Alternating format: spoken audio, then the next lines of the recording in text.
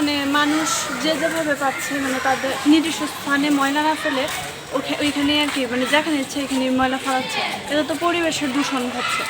আর পরিবেশের দূষণে কতটুকু যে ক্ষতিকর প্রভাব আছে এটা তো মানুষ না বুঝেনি ময়লা ফেলানো শুরু করছে।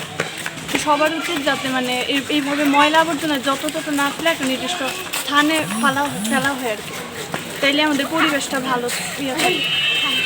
এখান থেকে আমরা প্রতিদিন সকালে স্কুলে যাই, আবার স্কুল থেকে আসি। মানে এখানে যে ময়লাকরণ আমাদের যে মানে স্বাস্থ্যের প্রতি অনেক ক্ষতি হচ্ছে। আবার মানে এখানে একটা স্কুল আছে, দিনে অনেক ছাত্রছাত্রীরা পড়াশোনা করে, তারা কিন্তু এই যে ময়লার দুর্গন্ধ হচ্ছে কারণে এখানে আসা যাওয়া মানে চলাফেরা অনেকটাই কঠিন হয়ে যাচ্ছে তাদের।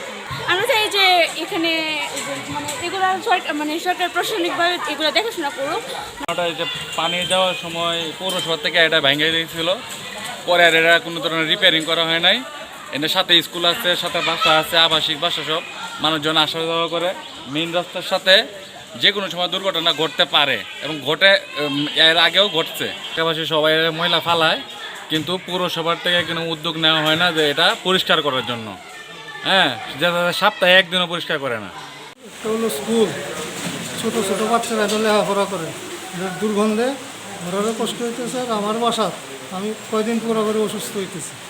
আমি অসুস্থ হলে আমার স্ত্রী, আমি সুস্থ হলে স্ত্রী অসুস্থ, স্ত্রী অসুস্থ হলে আমিও, বাচ্চারা নাতিরা কয়দিন পরে অসুখ। আমি মোহাম্মদ নুরুজ্জামান, 7 পায়েক সরকারি প্রাথমিক বিদ্যালয়ের প্রধান শিক্ষক। আমার স্কুলের সামনে এখানে একটা ম্যানহোল ওপেন, আর তাছাড়া এখানে একটা ডাস্টবিন।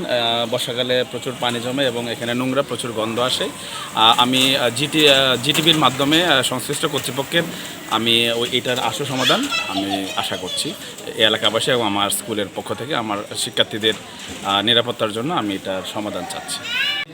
সামনে একটা পরিকল্পনা আছে, সেই পরিকল্পনার মধ্যে এই যে গাড়া রোডটা যেখানে মিশনটা আছে, এইখানের একটা প্রজেক্ট দিচ্ছি, সেইখানে যাতে রাস্তাটা অনেক সুন্দর হয়ে যাবে।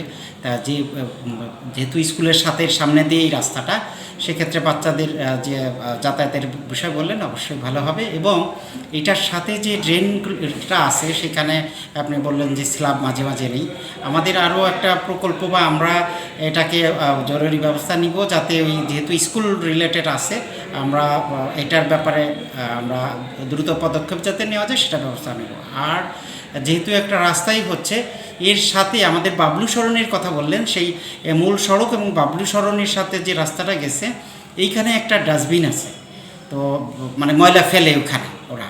তো সেইটার ক্ষেত্রে রিসেন্টলি যে বৃষ্টি হয়েছে, আসলে ময়লাটা হয়ে মানে আপনার ওই ড্রেনে মানে ড্রেনে পড়ে যায়, তখন পানিও সংযোগ বন্ধ হয়ে যায়। তো সেক্ষেত্রে আমি লোক পাঠিয়েছিলাম।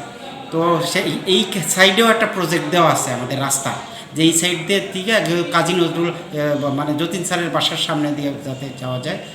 ওই প্রজেক্টটা হয়ে গেলে আর এই রাস্তাটা হলে তখন এখানে ডাস্টবিনের অনেক বিষয় উন্নত হয়ে যাবে এবং ডাস্টবিনটাকে আমরা একটা ব্যবস্থাপনায় নিয়ে আসবো, আশা করি ভালো হবে তখন। তো এই সমস্যাটাও সমাধান হবে।